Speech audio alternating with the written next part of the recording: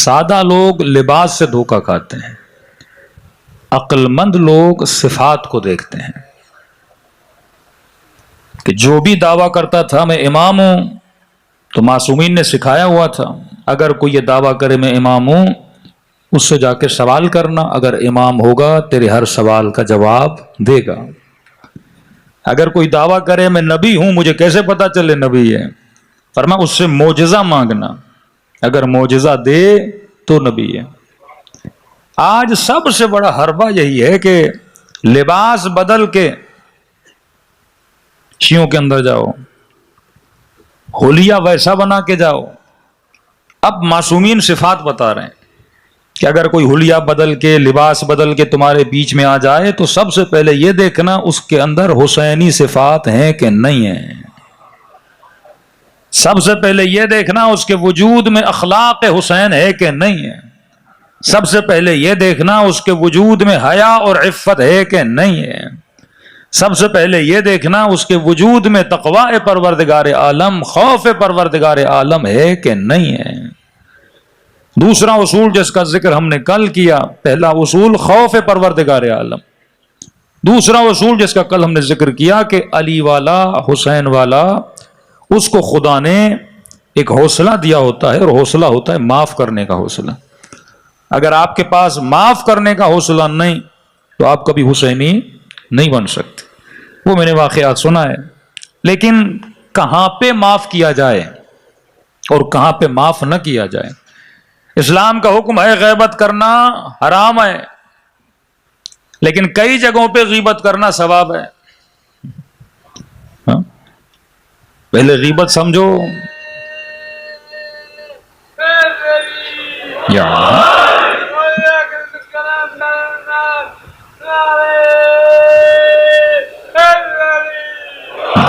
صلوات پڑھے محمد و آل محمد پہ۔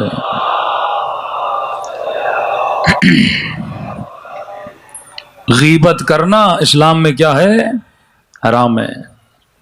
یہاں تک بتا دیا کہ بعض اوقات معصومین جو مثالیں دیتے ہیں وہ مثالیں جسمی مثالیں ہوتی ہیں تاکہ انسان کو کسی فعل کے برے ہونے کا احساس ہو جائے، لیکن ایک جگہ پہ غیبت ثواب ہے۔ کس جگہ پہ؟ ایک بندہ ہے، اس کی بیٹی کے لیے ایک رشتہ آیا ہے کسی جوان کا، اب آپ اپنے دوست سے اس کے محلے میں چلے گئے، بھائی فلاں رشتہ آیا ہے، آپ جانتے ہو فلاں بندے کو؟ کہ میں جانتا ہوں۔ وہ لڑکا کیسا ہے؟ اب یہاں پہ بندہ بولے غیبت کرنا کیا ہے؟ حرام ہے۔ بولے نہیں میں تو حسن ظن رکھوں گا، بڑا نیک بچہ ہے، بڑا نمازی بچہ، اور کل پتا چلے وہ نہ نمازی تھا نہ نیک تھا۔ ایک آدمی بزنس کرنا چاہتا ہے، اگلے بندے کو پارٹنر بنانا چاہتا ہے، وہ آپ کے محلے میں رہتا ہے، اب یہ آپ کے آ کے پوچھتا ہے کہ فلاں بندہ کیسا ہے، امین ہے کہ نہیں، مال میں خیانت تو نہیں کرتا، صادق الوعد ہے کہ نہیں۔ اب یہاں پہ بندہ کہے کہ غیبت کرنا کیا ہے؟ حرام ہے۔ نہیں، یہاں بتانا تیرے اوپر لازم ہے تاکہ اس کے مال کو نقصان نہ ہو، تاکہ اس کی بچی کی زندگی بچ جائے۔ تیسرا کہاں پر؟ اگر کوئی مظلوم تیرے پاس آئے، بیٹا مار دیا کسی نے، بیٹی کی ساتھ زیادتی کی کسی نے، بیٹے کے ساتھ زیادتی کی کسی نے، اگر یہ مظلوم اپنا درد سنائے تو اس کو یہ نہ کہا کرو کہ غیبت نہ کرو، اور ماتے اب اس کے دل کے درد کو سننا بھی کیا ہے؟ ثواب ہے، کیونکہ مظلوم کی آہ سننا ثواب ہو جاتا ہے۔ تو حکم اسلام کہ معاف کرو، یعفو یصفحوا حتی یغفر اللہ لکم، معاف کرو، بخشو، واللہ یحب المحسنین، خدا احسان کرنے والوں سے محبت کرتا ہے۔ ملتا ہے امام زین العابدین علیہ الصلوۃ والسلام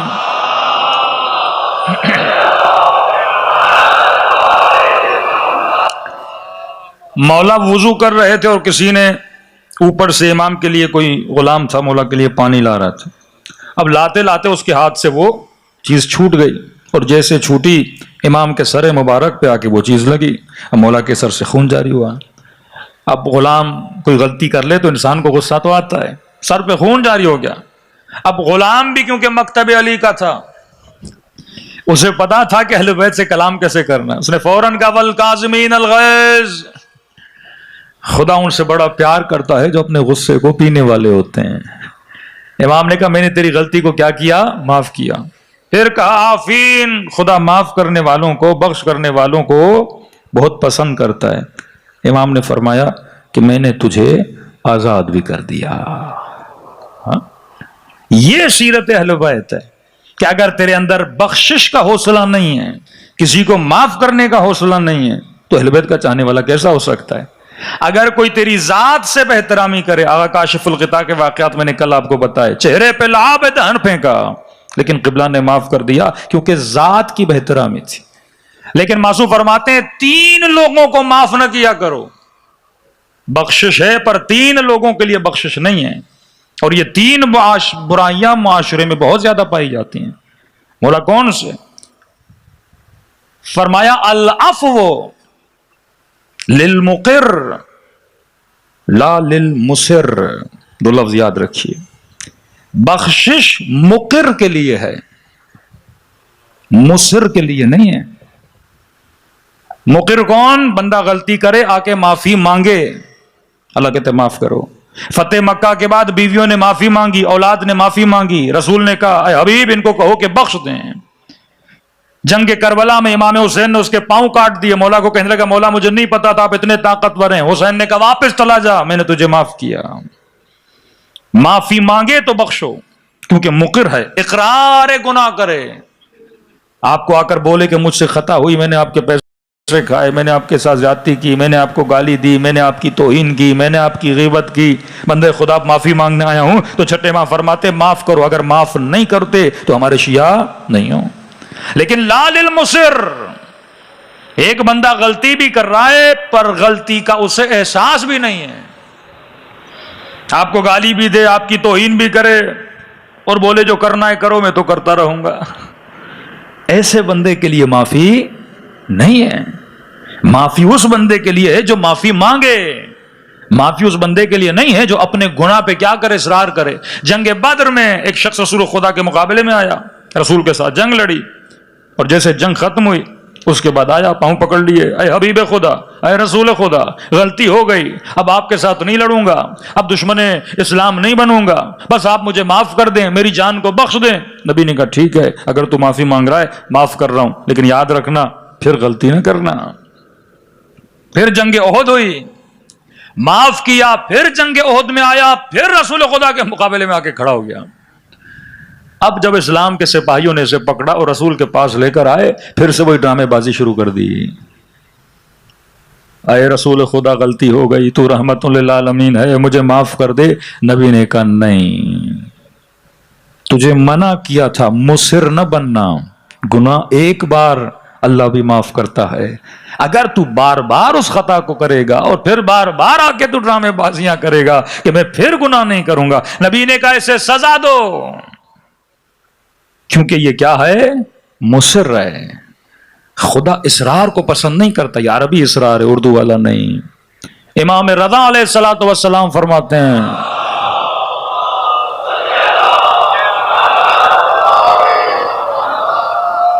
اگر کوئی بندہ اللہ کی دربار میں آئے اور توبہ کرے لیکن اس کے دماغ میں یہ ہو ابھی تو توبہ کر رہا ہوں، کل جا کے پھر خطا کروں گا، اصرار برگناہ، مصر ہو، فرماتے ہیں یہ اللہ کی دربار میں رو نہیں رہا، یہ گویا رب کا مذاق اڑا رہا ہے، اور اللہ ایسے بندوں کو اور کڑی سزا دیتا ہے. تو مصر کے لیے معافی نہیں ہے، مقر کے لیے معافی ہے. قیامت کے دن آواز آئے گی نا، کہاں ہیں توبہ کرنے والے، کہاں ہیں رب کے دربار میں رونے والے. توبہ بھی 2 طرح کی، قابل قبول توبہ توبۃ النصوح ہے. حر مقر تھا، مصر نہیں تھا. اگر گناہ کا احساس ہوا آ کر حسین کے سامنے اعلان خطا کرو، پھر دیکھو اہل بیت تجھے کیسے معاف کرتے ہیں. دوسری چیز، پہلا گناہ مصر کو کبھی فرماتے معاف نہ کیا کرو جو اپنے گناہوں کے اقرار نہیں کرتا، بار بار گناہ پہ گناہ کرتا ہے. دوسرا کون سا بندہ؟ فرمایا جو حدود خدا کو پامال کرے، اس کے لیے معافی نہیں ہے. نجاشی علی ابن ابی طالب کے پیچھے نماز پڑھتا تھا، مسجد میں علی کے ساتھ، خطبوں میں علی کے ساتھ، مجلس میں علی کے ساتھ. ایک دن رات کو گزر رہا تھا گلی سے، اور اس کے چند دوست تھے، انہوں نے کہا چلو. اس نے کہا نہیں، تم لوگوں کے کام اعمال اچھے نہیں ہیں، میں تمہارے ساتھ نہیں چلوں گا. کا نہیں 10 منٹ میں کیا ہوتا ہے.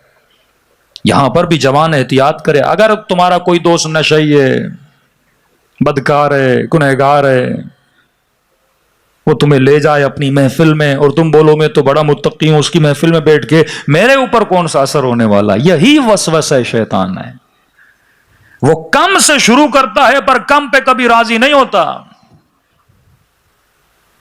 عباسیوں کا بادشاہ کہتے ہیں مرغی اس کے سامنے کاٹتے تھے برداشت نہیں کرتا تھا، لیکن ایک وقت وہ آیا کہ جب تک کسی علی کے شیعہ کا گلا کاٹا نہیں جاتا تھا تب تک یہ کھانا کھاتا نہیں تھا. وہ کم سے شروع کرتا ہے پر زیادہ تک تجھے لے کر جاتا ہے. اس نے یہی غلطی کی. دوستوں نے کہا چلو، اس کے دوست شرابی تھے، کہ میں تو نیک ہوں، میں شراب کی محفل میں جا کے میں تو نہیں پیوں گا. نہیں، اثر ہوتا ہے. پتھر کتنا سخت ہے، پانی کتنا نرم ہے، لیکن قطرہ قطرہ قطرہ بہ بہ کر اس پتھر کے اندر بھی وہ پانی کیا ڈال دیتا ہے؟ درار ڈال دیتا ہے.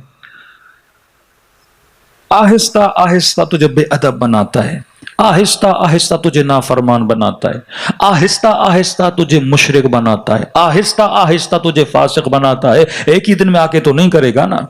شمر ایک دن کی کہانی نہیں ہے، یزید ایک دن کی کہانی نہیں ہے. ان کی پوری لمبی ہسٹری ہے جس میں کھانے کا اثر ہے، تربیت کا اثر ہے، نطفے کا اثر ہے، ہر شے کا اثر ہے. تمہاری یہ سارے اسباب عالم جب مل جاتے ہیں پھر انسان کچھ کرتا ہے. ایک دن میں کوئی برا نہیں بنتا. آہستہ آہستہ. یہ بھی دوستوں کے ساتھ چلا گیا. جانے کے بعد شراب کی محفل تھی، بیٹھا بیٹھا کا تھوڑا پی لے، تھوڑے سے کیا ہوتا ہے، تھوڑے سے کیا ہوتا ہے. پیتا گیا مست ہو گیا. ان کے گھر سے نکلا، شہر کی گلیوں میں آیا اور غلط غلط باتیں کرنے لگا. لوگوں نے پکڑا، علی ابن ابی طالب کی خدمت میں لے کر آئے کہ یا علی، اس نے شراب پی ہے. اور جب علی کے سامنے آیا، مولا معاف کریے غلطی ہو گئی، دوستوں کے اندر چلا گیا تھا. مولا علی کے جتنے اطرافی تھے انہوں نے کہا بھی علی معاف کر دیں، اپنا ہے، غلطی کی ہے، اپنا ہے، معافی مانگ رہا ہے. امام فرماتے نہیں، حدود الہی کو جو پامال کرتا ہے علی کی دربار میں اس کے لیے معافی نہیں ہے. آج میں نے اسے معاف کیا تو لوگ کیا بولیں گے؟ علی اپنوں کو معاف کر رہے ہیں اور ہمیں تازیانے مار رہے ہیں. کہا یہ عدل علی کے خلاف ہے جو اللہ کی حدود کو کروز کرے. غیرت معصومین غیور ہیں. غیرت صرف ناموسی غیرت نہیں ہوتی کہ بندہ بیوی پہ بہن پہ غیرت کرے، پر دینی غیرت نہ ہو. دینی غیرت، ملی غیرت، عقیدتی غیرت، یہ ساری غیرتیں جب ملتی ہیں تو انسان کا ایمان کامل ہوتا ہے. حدود الہی کو امام نے جاری کیا، اسے کوڑے لگائے گئے. اور یہ وہ شیعہ تھا کہ علی کے کوڑے لگنے کے بعد جیسے اگلا دن ہوا تو اس نے کہا کہ علی نے میری بے عزتی کر دی اتنے لوگوں میں، کیا ہوتا علی مجھے معاف کر دیتے. اور علی کی عدالت کو برداشت نہ کر کے سیدھا کہاں چلا گیا؟ امیر شام کے پاس چلا گیا. دوسری طرف ایک محب کا واقعہ سنیے. حبشی غلام ہے، چوری کی اس نے، علی کے پاس لایا گیا. اب گواہ کوئی نہیں ہے. امیر المومنین نے کہا غلام کیا تم نے چوری کی ہے؟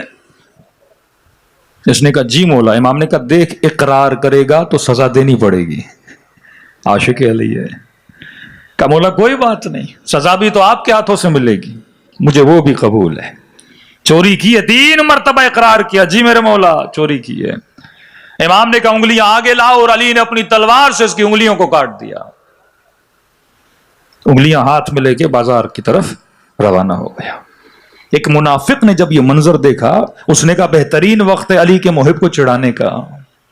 جیسے بیچارہ بازار میں جا رہا تھا کہ تو علی کے بڑے قصیدے پڑھتا تھا، تو علی کی بڑی تعریفیں کرتا تھا، یہ کیسا تیرا مولا ہے جس کی تو مدح کرتا ہے، قصیدے پڑھتا ہے، اسی علی نے تیری انگلیاں کاٹ لی. اس نے جیسے دیکھا کہ یہ اس بات پہ مجھے بار بار تنگ کر رہا ہے کہ علی نے تیری انگلیاں کاٹی، علی نے تیری انگلیاں کاٹی، تو علی کے قصیدے پڑھتا تھا، یہ چاہتا تھا کہ میں اسے اتنا ورغلاؤں کہ یہ علی کے خلاف بات کرنے لگے. لیکن جتنا اس نے اسے غصہ دلایا یہ بھرے بازار میں کھڑا ہوا اور علی ابن ابی طالب کے فضائل پڑھنا اس نے شروع کر دیے. کہا میرا امام وہ ہے، اس کی عدالت کا معیار یہ ہے کہ وہ جب عدالت نافذ کرنے پر آتا ہے تو یہ نہیں دیکھتا یہ اپنا ہے یا غیر ہے. جب اس نے فضائل پڑھے، اب یہاں اس کی دال نہیں گلی، یہ دوڑا دوڑا پھر علی کے پاس گیا، مولا مسجد میں بھی بیٹھے تھے، کہا یا علی عجیب بندہ ہے، تو نے انگلیاں کاٹی ہیں اور تیری تعریفیں کیے جا رہا ہے۔ امام نے کہا کیا؟ میرے قصیدے پڑھ رہا ہے؟ کہا یا علی تیرے قصیدے پڑھ رہا ہے۔ حبیب ابن مظاہر کو بی بی زینب نے کہا بھیا حبیب، ہور کو بی بی زینب نے کہا کہ بھیا ہور۔ حبیب بازار میں جا رہے ہیں، نگاہ مسلم ابن اسجا پہ پڑی، مسلم کہاں جا رہے ہو؟ کہا حبیب بوڑھا ہو گیا ہوں، رنگ لینے جا رہا ہوں تاکہ داڑھی کو لگاؤں، تھوڑا جوان لگوں۔ حبیب نے کہا کہ مسلم ایسی جگہ پہ لے جاؤں جہاں پہ اپنی داڑھی کو خون کا رنگ کرے، نہ مٹنے والا رنگ جو تجھے ہمیشہ جوان کر دے۔ مسلم کا ہاتھ پکڑا، کہاں لے گئے؟ کربلا لے گئے۔ یزید ابن سبیت بصرے کا رہنے والا، دو بیٹے عبداللہ عبید اللہ، نام یزید ہے، کام علی والے ہیں، سیرت علی، اصل علی ابن ابی طالب۔ کربلا میں 3 سے 4 یزید نامی ہیں جو شہید ہوئے ہیں، 2 بیٹے بھی لیے، خود بھی گیا، 7 لوگ اس نے جمع کیے اور امام حسین کی مدد کے لیے کربلا پہنچا۔ اور جب مولا کے پاس آئے توبہ کر کے تو امام حسین نے کہا بھیا ہور، سیدہ زینب نے کہا بھیا ہور۔ اب سن اس غلام کا واقعہ، جب اس نے قصیدہ پڑھنا شروع کیا نا، کٹی ہوئی انگلیاں ہاتھ پہ رکھ کے، امام علی نے حسن کو کہا کہ بیٹا حسن، ہاتھی عمک الاسود، حسن اپنے چچا کو لے کر آ، جس کی انگلیاں علی نے کاٹی ہیں۔ جب یہ کردار امیر الگناہ کیا تھا نا، مقر تھا، سزا ملی، پھر بھی علی کے دامن کو نجاشی کی طرح نہیں چھوڑا۔ امام نے کہا ہاتھی عمک الاسود، اپنے چچا کو لے کر آ۔ اب یہ بیچ بازار میں رو رہا ہے، لوگ اس کا مذاق اڑا رہے ہیں کہ علی نے انگلیاں کاٹی ہیں، عجیب بندہ ہے، پھر بھی علی کی فضیلت پڑھ رہا ہے۔ امام حسن گئے، بڑے پیار سے اس کو مسجد میں لے کر آئے۔ امام نے فرمایا بھائی حق، میں کیا سن رہا ہوں، میں نے تیری انگلیاں کاٹی، پھر بھی تو علی کے فضائل پڑھ رہا ہے، ایسا کیا ہے؟ کہنے لگا مولا واللہ قد خالت حبک لحمی و دمی، خدا کی قسم اگر جسم کے ٹکڑے ٹکڑے بھی کر دو پھر بھی فضائل پڑھوں گا، کیونکہ تیری محبت میرے خون میں اور گوشت میں ملی ہوئی ہے۔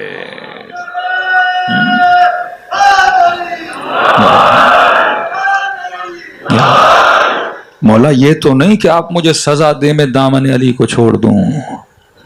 اس وقت علی نے اس کے چہرے کو بوسہ دے کر کہا کہ ایسے ہوتے ہیں علی کے شیعہ، کا انگلیاں ذرا آگے تلا، آگے لا، لعاب دہن سے ہاتھ انگلیوں پہ پھیرا، ہاتھ پھر ویسا ہی تھا جیسے پہلے اس کا موجود تھا۔ اسی طرح ترمیم کریں گے اہل بیت میدان برزخ میں اپنے چاہنے والوں کی۔ خطائیں ہیں، غلطیاں ہیں، یا سزا کا ازالہ دنیا میں کر یا عالم برزخ میں سزا کا ازالہ ہوگا۔ تو پہلی چیز اسے کبھی معاف نہ کرنا جو مصر ہو، دوسری چیز اسے کبھی معاف نہ کرنا جو حدود پروردگار عالم کو کیا کرے، پامال کرے۔ صلوات پڑھے محمد و آل محمد۔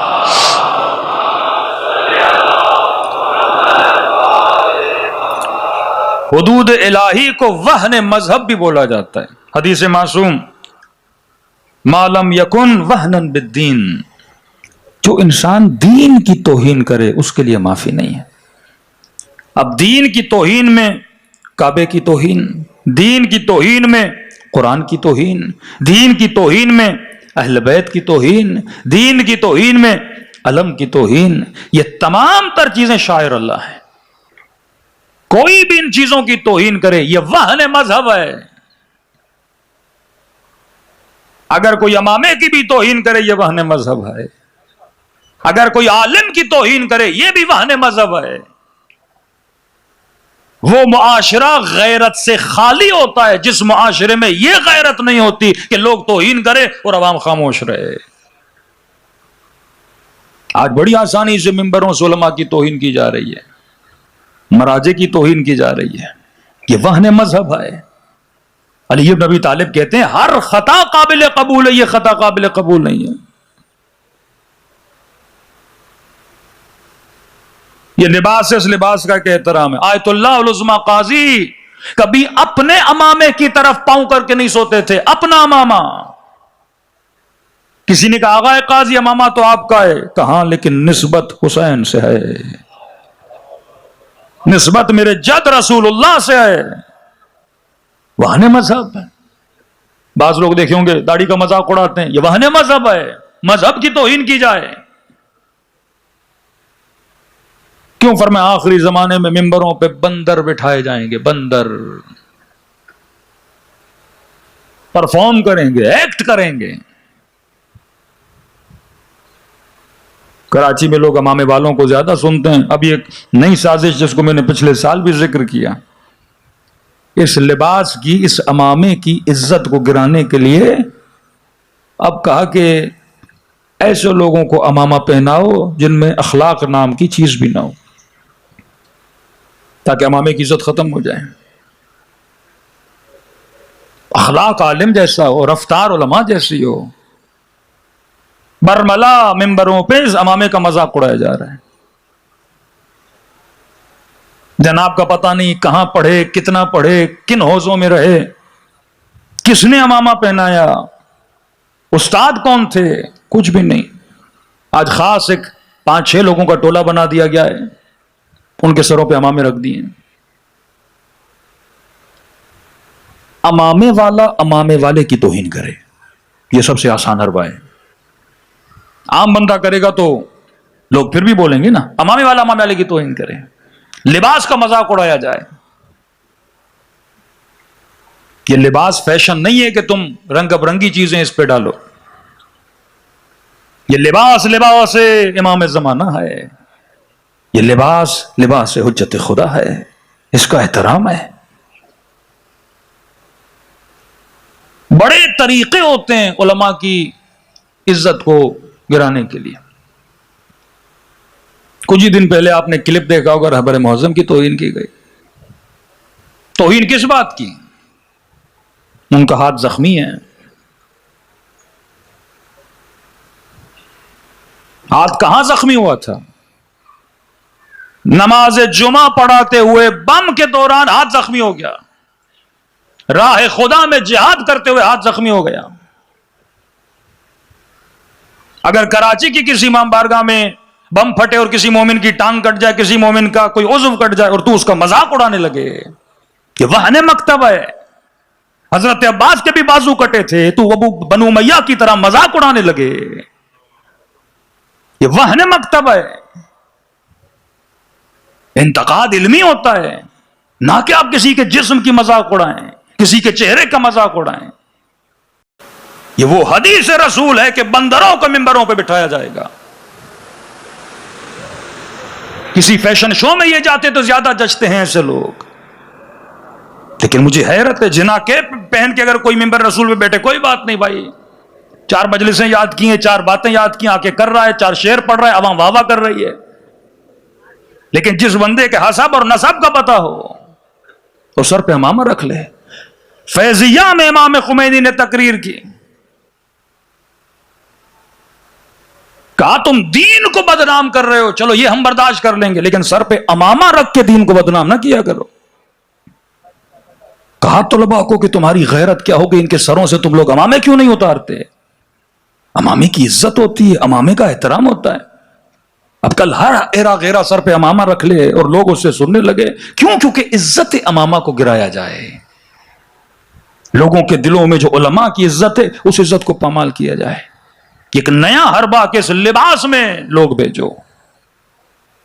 ابن زیاد نے بھی حسین کا لباس پہننا تھا، حسین کے لباس کے پہننے سے کوئی حسین نہیں بن جاتا، امامہ پہننے سے کوئی حسینی نہیں بنتا۔ یہ وہن مذہب ہے، وہ قومیں تباہ ہو جاتی ہیں۔ کربلا میں حسین کا مذاق اڑایا گیا، بی بی زینب کا مذاق اڑایا گیا، کہ وابنت طلقا، تم کیسے مسلمان ہو، دیکھ بھی رہے ہو آل رسول کا مذاق اڑایا جا رہا ہے اور خاموشی سے تماشائی بنے ہوئے ہو۔ جس قوم میں علماء کا احترام نہیں۔ کراچی وہ سرزمین تھی جہاں پہ پڑھے لکھوں کی سرزمین، باشعور لوگوں کی سرزمین، پھر آپ کا حال وہی ہوگا جو آج پنجاب میں ہے۔ شیعہ کا دشمن بنا ہوا ہے۔ پورے عالم اسلام میں یہ ایک الگ بحث ہے، داخل ہوں گے تو وقت بہت چلا جائے گا۔ پورے عالم اسلام میں، لبنان میں شیعہ، عراق میں شیعہ، افغانستان میں شیعہ، آذربائیجان میں شیعہ، پاکستان میں شیعہ، انڈیا میں شیعہ، کہیں پر بھی شیعوں میں اتنی تقسیم نہیں جتنی پاکستان میں، کیونکہ جتنی پروکسیز یہاں پر ہیں،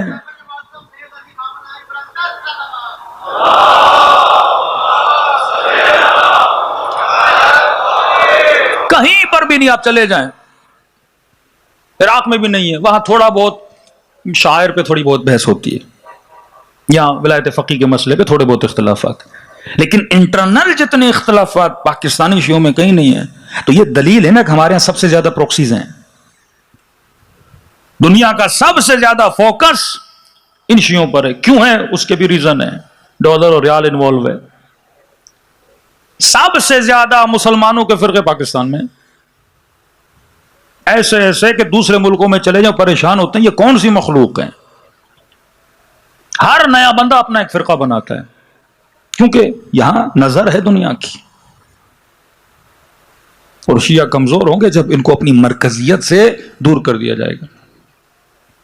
کتنا پیسہ لگایا امریکہ نے عراق میں، آپ کی سوچ ہے آپ کی، ملینز بلینز آف ڈالر لگائے تاکہ عراق میں تفرقہ پھیلائے.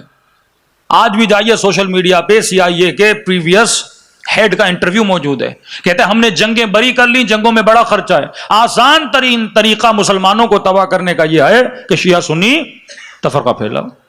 یہ آسان ترین طریقہ ہے، آپس میں لڑتے رہیں گے لڑتے رہیں گے لڑتے رہیں گے. ایسے خطیبوں کو، ایسے مولویوں کو پروموٹ کرو جن کا ہدف یہی ہو کہ تفرقہ ڈالا جائے، زبان کے مزے کے لیے تنزیہ مجلسیں، نقادانہ مجلسیں، کہ میں خوش ہوں کسی اور مذہب پہ صرف نقد کیا جائے. تہذیب نفس کا پہلا درجہ یہ، پہلے خود کو دیکھ پھر کسی اور کو دیکھ، پہلے اپنے دامن کو دیکھ پھر کسی اور کے دامن کو دیکھ. آج معاشرے میں مسئلہ یہ نہیں کہ شیعہ کم ہے، یہ بھی نہیں کہ اہل سنت کم ہے، آج مسئلہ اخلاقیات کا ہے، آج مسئلہ حیا کا ہے، آج مسئلہ عفت کا ہے، آج مسئلہ غیرت کا ہے. اور وہ کب ہوگا؟ جب ان کو علماء سے دور کیا جائے. ایک بدتمیزی کا طوفان ہے، آپ دیکھیں پنجاب کے ممبروں پہ بدتمیزی کا طوفان ہوتا ہے. اور سیرت اہل بیت کیا ہے؟ بخش کرنا، اخلاق کے ساتھ بات کرنا. ارے شمر سینے پر سوار ہے، حسین کہہ رہے ہیں شمر میرا گلا نہ کاٹ. اور نے اتنی بڑی خطا کی. اس مزاج کے لوگ اگر کربلا میں ہوتے، یہ تو مولا کو بولتے مولا اور کو کیوں معاف کر رہے ہو، راستہ روکا ہے آپ کا. لیکن یہ حسین ہے. وہم مذہب یاد رکھیے، جب تک امام زمانہ غیبت میں ہیں، العلماء ورثۃ الانبیاء حدیث مستند ہے، علماء انبیاء کے وارث ہیں. اور اگر ان کا کوئی مذاق اڑائے اور قوم چپ رہے تو اس کا مطلب عقیدتی غیرت ختم ہو چکی ہے. اور جب معاشرے میں اللہم صلی علی محمد وعجل فرجہم، تو غیرت عقیدتی، انسان تعصب حرام ہے پر بعض چیزوں پہ تعصب واجب ہے، کیونکہ آپ نہیں بچاؤ گے، احترام نہیں کرو گے، یہ اور قدم آگے بڑھائیں گے. حالانکہ مجھے ان سب کا پاسٹ پتا ہے. یہ ممبر یہ ادب اجازت نہیں دیتا کہ ہم بتائیں یہ قم اور تہران کی گلیوں میں کیا کرتے تھے. ان کا کردار کیسا ہے جو آج ممبروں پہ بیٹھے ہوئے ہیں. تو ایک ٹارگٹ دیا گیا ہے، مراجع کو اٹیک کرو، رہبر معظم کو اٹیک کرو، کیونکہ ہم یہ سب کچھ دیکھ چکے ہیں. تہران کا ہر دوسرا ٹیکسی ڈرائیور رہبر کی توہین کرتا تھا، ہر دوسرا. یہ پورے حربے ہوتے ہیں پروپیگنڈا کہ کسی معاشرے میں اگر مورلی کوئی بندہ معزز ہے، دیکھیے ایک ہوتا ہے لیگلی، ایک ہوتا ہے مورلی. آپ نے شہباز شریف کو لیگلی وزیر اعظم بنا دیا، پر سوال یہ ہے کہ مورلی قوم اس کو ایکسپٹ کرتی ہے کہ نہیں. سوال یہ ہوتا ہے. آپ لیگلی کسی کو ولی فقیہ بنا دیتے ہو، اس سے اتنا خطرہ نہیں ہوتا. مورلی جب لوگ مانتے ہیں نا، پھر وہ خطرناک بن جاتا ہے، کیونکہ اس کے ایک فرمان پہ لوگ جان قربان کرنے کے لیے تیار ہو جاتے ہیں. یہی 90s میں پاکستان کی قیادت کے ساتھ ہوا. مورلی قیادت کو خراب کیا گیا کچھ عناصر کو انوالو کر کے. کیا ہوا پھر؟ اصل مورل ویلیو ہوتی ہے، لیگل ویلیو بعد میں آتی ہے. اب لیگلی کسی کو عہدہ دو، مورلی ویلیو نہیں ہوگی، کیا فائدہ؟ تبھی قرآن وَلَا تَقُولُوا لَهُمَا اُفٍّ، ہاں تیرا باپ تو ہے لیکن مورلی اسے باپ مان، اف تک نہ بولے سے. آغا خامنئی جب رہبر بنے لیگلی رہبر بن گئے. اب مورلی لوگوں میں ایک احترام کو ڈیولپ کرانا ہوتا ہے نا. تو ایک پروپیگنڈے کی مشینری تھی تہران میں، کوئی ایسا گھر نہیں تھا جس میں ڈش نہ ہو. یہ ایک الگ بحث ہے. 28 چینلز پرشن بنائے گئے لوگوں کے ذہنوں کو خراب کرنے کے لیے. مقدسات کی توہین، اتنا نیشنلزم کو بڑھایا گیا کہ یہ اینٹی دین بن جائیں. پہلے اینٹی دین، پھر انسان سیکولر بنتا ہے. یہاں تک بول دیا یہ ایرانی تھوڑی ہیں، یہ تو عرب ہیں. ہاں، ان کی عصبیت کو، ان کی رگوں کو جگانے کی کوشش کی گئی تاکہ ان کے ذہنوں میں دشمنیوں کو پیدا کیا جائے. اور وہی کام یہاں کیا جاتا ہے، توہین. اس لیے منع کرتے ہیں، کوئی عالم کو تو مانتا بھی نہیں ہے گالی نہ دیا کر، توہین نہ کیا کر، غیبت نہ کیا کر، برائی نہ کیا کر. اس سے معاشرے کی جڑیں سوکھ جاتی ہیں اور معاشرہ تباہ ہو برباد ہو جاتا ہے. صلوات پڑھے محمد و آل محمد.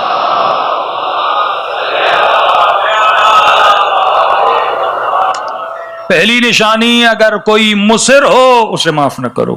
وہن مذہب کرے، توہین مذہب کرے. پہلا فتویٰ جو عالم اسلام میں اگر کسی نے توہین رسول کے لیے دیا تھا، آقا خمینی تھے. سلمان رشدی کے لیے انہوں نے فتویٰ واجب القتل دیا تھا. ہمارے یہاں معافی نہیں ہے توہین مذہب کی، توہین مکتب کی، فساد پھیلانے والوں کی. تیسری چیز فرماتے لا ینبغی للمؤمن، مومن کبھی بھی اپنے نفس کی توہین کو معاف نہ کرے. ایک بندہ بار بار آپ کی توہین کرے 4 لوگوں کے سامنے، معافی نہیں مانگ رہا، توہین کر رہا ہے، توہین کر رہا ہے، توہین کر رہا ہے. فرمایا نہیں، یہ قابل معافی نہیں ہے. حدیث معصوم ہے. فرماتے مومن کبھی بھی ایک سوراخ سے 2 بار ڈسا نہیں جاتا. بندے خدا ہے، ہاں بھائی تم فلاں بندے کے ساتھ کیوں گھوم رہا ہے؟ اس نے تو آپ کی توہین کی تھی، یہ تو آپ کا مال کھا گیا، یہ تو 4 لوگوں میں آپ کو بدنام کر رہا تھا، پھر بھی اسی کو ساتھ لے کے گھوم رہے. بولے نہیں نہیں، معاف کرنا ثواب ہے. بندے خدا یہاں معاف نہیں کرنا. جو آپ کی توہین کرے، جو آپ کو بدنام کرے. امام جعفر صادق علیہ الصلوۃ والسلام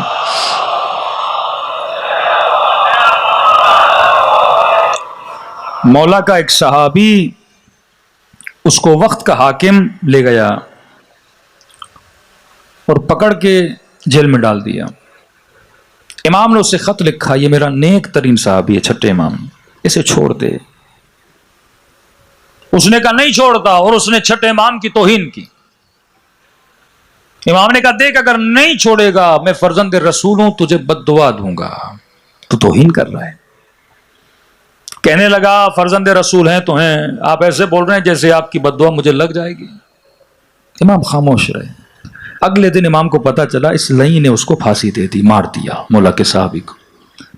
یہ مولا کا صحابی کہتا ہے امام فوراً سجدے میں چلے گئے اور جا کر کہنے لگے العجل العجل العجل، خدایا جلدی اسے سزا دے، جلدی اسے سزا دے، جلدی اسے سزا دے. کہ ابھی امام نے 3-4 بار العجل بولا تھا ہی نہیں، وہ جس گھر میں بدبخت رہتا تھا اس کے گھر سے رونے کی آوازیں بلند ہو گئیں. دوڑے دوڑے گئے، کیا ہوا کا پتہ نہیں. اچانک اس کی سانس گھٹی اور گلا دبا اور وہیں پہ اس نے جان دی اور مر گیا. اہل بیت بھی توہین کو اس طرح برداشت نہیں کرتے تھے. حکم دے رہے ہیں اے شیعہ عباس عباس کیوں بنے؟ اصولوں کی وجہ سے عباس عباس. 12 کہہ رہا ہوں کربلا چلے جاؤ، 2 تجھے سونے کے گنبد نظر آتے ہیں، ایک امام کا روزہ ہے، ایک غیر امام کا روزہ ہے، لیکن دیکھنے سے ایسے لگتا ہے دونوں اماموں کے روزے ہیں. کبھی سوچا کہ اتنی فضیلت خدا نے غازی عباس کو کیوں دی؟ جعفر بھی تو حسین کے بھائی تھے، اتنا مقام غازی عباس کو کیوں ملا؟ وہی بات، ادب کی وجہ سے، احترام کی وجہ سے. بے ادب لوگ کبھی ترقی نہیں کرتے. 2 محرم کو یزید کے لشکر میں سے شمر آگے بڑھا اور اس نے آرڈر دیا کہ امام حسین کے خیموں کو نہر کے کنارے سے ہٹا دیا جائے۔ کہتے ہیں غازی عباس بھی کھڑے تھے، سنا۔ حضرت عباس کو جلال آیا، تلوار نکالی اور خط کھینچی کہ اگر کوئی مائی کا لال ہے تو آئے، اس خط کو پار کر کے دکھائے۔ جب تک عباس آئے کوئی حسین کے خیموں کو ہاتھ بھی نہیں لگا سکتا۔ سیدہ زینب کہتی ہیں کہ عباس میرے خیمے میں آئے، امام حسین میرے خیمے میں آئے۔ فرمایا بہن زینب، آپ نے سنا ہے کہ عباس نے خط کھینچی ہے اور بولا ہے کہ جب تک میں ہوں کوئی خیموں کو ہاتھ بھی نہیں لگا۔ جی بھیا حسین سنا ہے، آپ کیا چاہتے ہیں؟ فرمایا بہن زینب، میں چاہتا ہوں خیمے ہٹا دیے جائیں، میں حسین ابھی جنگ نہیں چاہتا۔ فرمایا حسین پھر پریشان کیوں ہے؟ عباس کو بول دیں، عباس نے آج تک آپ کو نہ نہیں بولا۔ فرمایا بہن زینب میں جانتا ہوں، لیکن خوف ہے کہیں عباس کو کہوں میرے غازی کا دل نہ ٹوٹ جائے۔ کیوں حسین؟ فرمایا بہن زینب، جب حسن کے جنازے پہ تیر چلے تھے تو عباس نے تلوار نکالی تھی، میں نے کہا عباس اب وقت جنگ نہیں ہے، جنگ کربلا میں ہوگی۔ میرے غازی نے تلوار کو نیام میں ڈال دی۔ زینب جب مدینے میں وہ بیعت لینے آیا، مجھ سے بے احترامی کی، اس وقت عباس نے تلوار نکالی، مولا حکم دو سر قلم کر کے تیرے قدموں میں پھینکوں۔ میں نے کہا عباس اب نہیں، کربلا۔ کہتے ہیں بہن زینب جب حر نے لجا میں فرس میں ہاتھ ڈالا نا، میرے غازی کو بڑا جلال آیا۔ میں نے روکا، میں نے کہا عباس اب نہیں، کربلا۔ کہ زینب اب تو کربلا بھی آ گئی، کہیں میرے شعر ٹوٹ نہ جائے، لہذا زینب تو عباس کو سمجھا دے۔ مشکل کشا حسین جب مشکل میں پڑتے تھے نا تو زینب مدد کے لیے آگے بڑھتی تھی۔ علماء کہتے ہیں اگر بی بی زینب کربلا میں نہ ہوتی نا، حسین تک ہوتا نا، کیا کرتے؟ ایک ایک بی بی کو حوصلہ دینے والی ہیں کہ فضا میرے بھائی کو بلا کر لا۔ بی بی فضا کہتی ہے میں نے خیمے کے در سے آواز دی، آقا عباس۔ کہ عباس سمجھ گئے خیموں کے اندر سے بلاوا ہے۔ کہ میں نے کیا دیکھا؟ ماتھے پہ پسینہ ہے، چہرے پہ جلال ہے، آستینوں کو الٹا ہوا ہے اور دشمن کے سامنے کھڑے ہیں، لیکن جیسے مجھے دیکھا کہ اماں فضا ٹھہر جانا ابھی آیا۔ کہ جیسے آگے بڑھے، جی اماں فضا، کہ آقا زادی بلا رہی ہیں۔ کہتے ہیں جیسے بی بی زینب کا نام سنانا، ماتھے سے پسینہ پوچھنا شروع کیا، آستینوں کو سیدھا کرنا شروع کیا۔ جو غیظ و غضب چہرے پہ تھا تھوڑی دیر ٹھہرے کہ چہرہ نارمل ہو جائے، اس کے بعد خیمے کے در پہ ایسے کھڑے ہوئے جیسے چھوٹا بچہ ماں کے سامنے ادب کے ساتھ کھڑا ہوتا ہے۔ آقا زادی غلام کو بلایا، آجا عباس۔ خیمے کے اندر گئے، زانوئے ادب لگا کے، جس طرح نمازی رب کے حضور میں نماز میں بیٹھتا ہے، زانوئے ادب لگا کے بیٹھ گئے۔ جی میری آقا زادی، عباس سنا ہے تو نے خط کھینچی ہے؟ جی آقا زادی، کس کی جرت حسین کے خیموں کو ہاتھ لگائے عباس کے ہوتے ہوئے؟ کہ عباس تو نے دشمن کو للکارا ہے، عباس تیری زبان ہے، تیری عزت ہے، تیرا دشمن کے سامنے وقار ہے، عباس دیکھو، لیکن حسین یہ چاہتے ہیں خیمے ہٹا دیے جائیں۔ عباس تو گھبرا نہیں، تو خیمے میں بیٹھ، تجھے جانے کی ضرورت نہیں ہے، تو نے دشمن کو للکارا ہے کہ جب تک عباس ہے، عباس میں علی اکبر کو بھیج دیتی ہوں، وہ لکیر مٹائیں گے، خیمے ہٹائیں گے۔ عباس تو نہ گھبرا، تو خیمے میں بیٹھ۔ بی بی زینب فرماتی اتنا کہنا تھا نا، عباس کھڑے ہو گئے، کہنے لگے بی بی عباس کی عزت کیا ہوتی ہے؟ اگر حسین نے کہا ہے اپنے ہاتھوں سے لکیر مٹاؤں گا،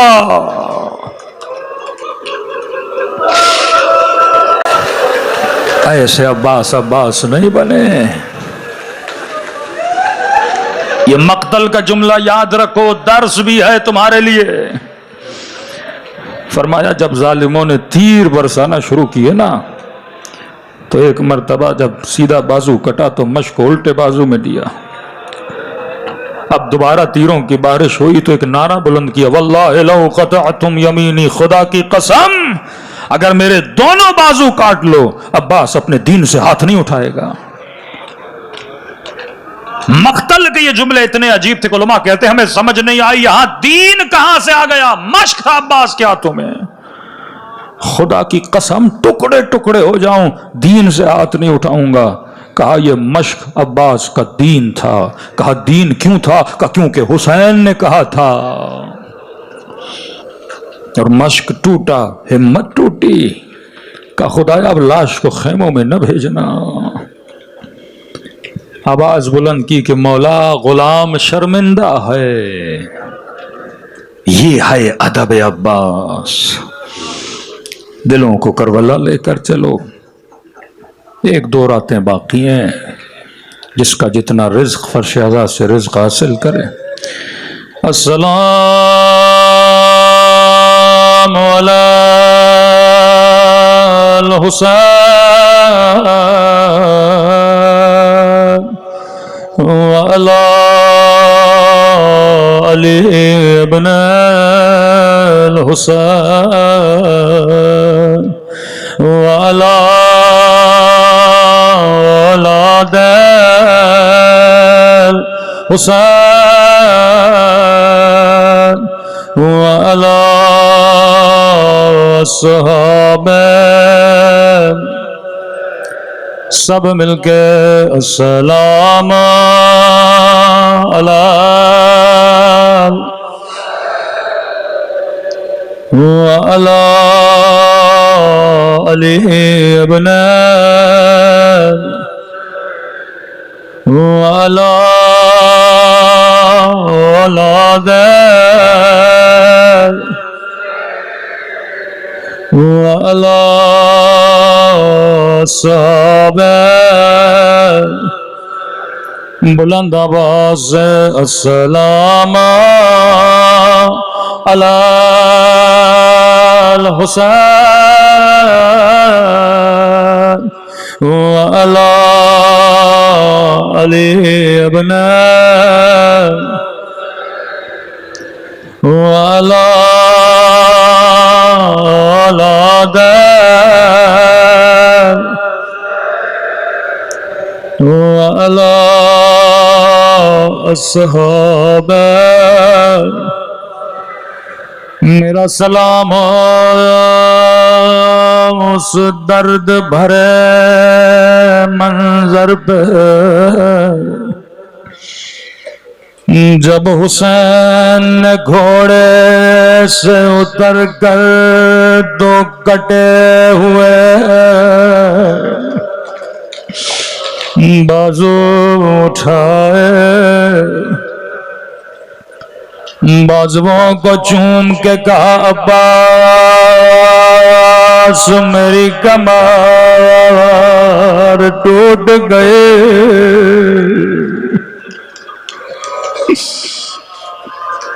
آواز تھوڑی بڑھا دے۔ عباس کے جانے سے صرف حسین کی کمر نہیں ٹوٹی، زینب کو بھی عباس پہ بڑا بھروسہ تھا۔ بیویاں کہتی ہے جب بھی کسی شہید کا لاشا خیموں میں آتا تھا ساری بیویاں بی بی زینب کے گرد جمع ہو جاتی تھی، رو کے کہتی تھی آقا زادے ہماری چادروں کا کیا ہوگا؟ بی بی زینب کہتی تھی میرا عباس زندہ ہے، گھبرانے کی ضرورت نہیں۔ جب غازی عباس امام حسین کی خدمت میں گئے، مولا اجازت چاہتا ہوں۔ امام حسین نے بھی یہی جملہ کہا عباس میں تجھے جانے سے نہیں روک دو، لیکن زینب کو تجھ پہ بڑا ناز ہے، اگر زینب اجازت دے تو چلے جانا۔ سیدھا بی بی زینب کے خیمے میں آئے، اسی طرح ادب سے کھڑے ہو گئے۔ جب اجازت ملی زانو ادب لگا کے بی بی زینب کے سامنے بیٹھے، بی بی نے فرمایا عباس میں سمجھ گئے کیوں آئے ہو، عباس میں تجھے روک دی نہیں، لیکن کچھ زینب کی باتیں سنتا جا۔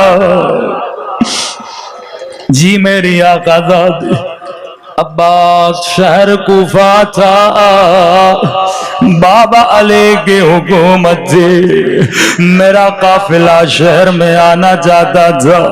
بابا نے فرمایا حسن قافلے کو روکو، رات ہونے دو، لوگوں کو اپنے اپنے گھروں میں جانے دو، بازاریں بند ہونے دو، میں قربان علی تیری غیرت میں۔ عباس رات ہو گئی، بازار بند ہو گئے، لوگ اپنے اپنے گھروں میں چلے گئے، خود میرے بابا علی میری استقبال کے لیے آئے۔ بابا نے اونٹ کی مار کو تھاما، ابھی سواری چند قدم چلی تھی، بابا نے کہا زینب ذرا ہماری کا پردہ ہٹانا۔ عباس میں نے پردہ ہٹایا، بابا نے کہا زینب غور سے دیکھو، یہ کوفے کا بازار،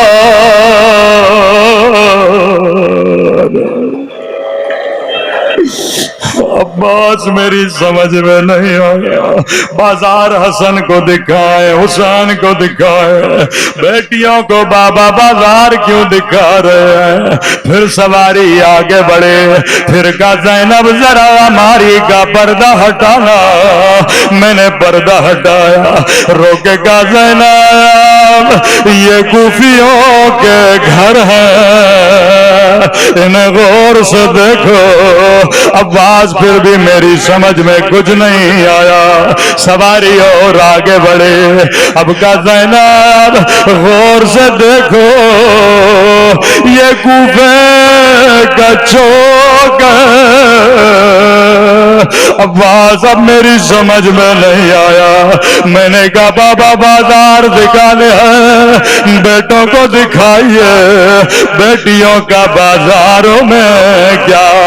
ایک مرتبہ میری سواری بٹھائی، ہماری کا پردہ ہٹایا، کبھی میری کلائیوں کا بوسہ لینے لگے، کبھی میرے سر کا بوسہ لینے لگے۔ زینب یہی بازار ہوگا، تیرے ہاتھوں میں رسیاں اور تیرے سر پہ چادر۔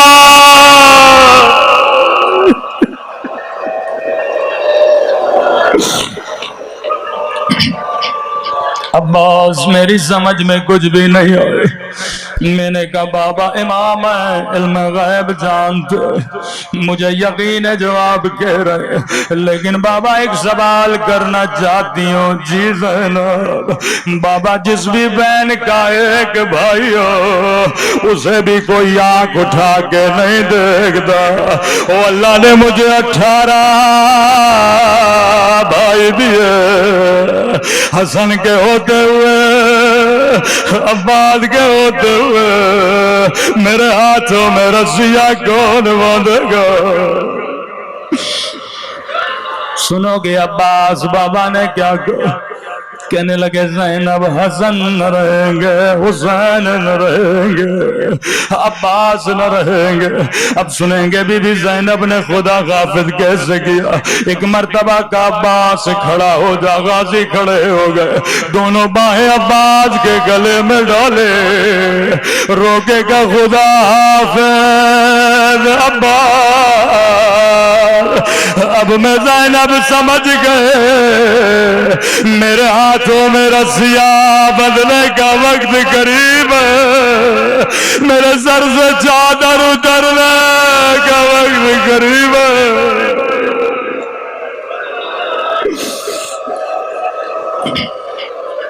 غازی عباس ایک ذاکر کے خواب میں آئے، فرمایا ذاکر تو میرے شیعوں کو میرے اصلی مصائب کیوں نہیں سناتا؟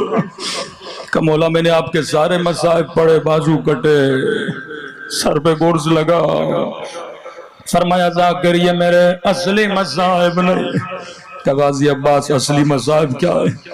فرمایا ذاکر ظالم نے میرا دایاں بازو کاٹا، پھر بایاں بازو کاٹا، میں نے مشق کو اپنے دانتوں میں جکڑا ہوا تھا۔ ایک مرتبہ ظالم نے تیر مارا، تیر میری آنکھ میں لگا۔ میرے شیعوں کو بتانا اگر تیری آنکھ میں چھید بھی چلی جائے تجھے پوری پوری رات نیند نہیں آتی۔ ظالم نے میری آنکھ میں تیر مارا، تیر نے مجھے بڑی تکلیف دی، میں نے بڑی کوشش کی تیر کو نکالنے کی، لیکن عزاداروں کو بتانا میرے بازو سلامت نہیں تھے۔ میں نے سر کو بڑا ہلایا پر تیر نہیں نکلا۔ میرا قد بڑا تھا، میں نے گھٹنوں کو اوپر کیا، تیر کو گھٹنوں میں دیا۔ ایک مرتبہ ظالم نے میرے سر پہ گرز مارا۔ او کربلا میں کوئی شہید میری طرح گھوڑے سے نہیں گرا۔ ایک آنکھ میں تیر تھا، سر میں گرز تھا، میں منہ کے بل زمین پہ گرا۔ غازی عباس ایک جملہ آپ کی خدمت میں، ہاں یہ سچ ہے کربلا کا کوئی شہید آپ کی طرح زمین پہ نہیں آیا، لیکن غازی عباس 11 محرم کو زینب سے گرے جیسے آپ گرے تھے۔ اگر کوئی بچہ کہے مولانا بی بی زینب عباس کی طرح کیسے گرے، زینب کے تو بازو سلامت ہے۔ میں نے کہا جواب میں نہیں دوں گا۔ زیارت الہیہ میں امام زمانہ فرماتے ہیں میرا سلام میری ان پتھیوں پہ اور جن کے ہاتھ ان کی گردنوں سے بندھے تھے، زینب ایسے گرے جیسے عباس گرے تھے ماتم حسین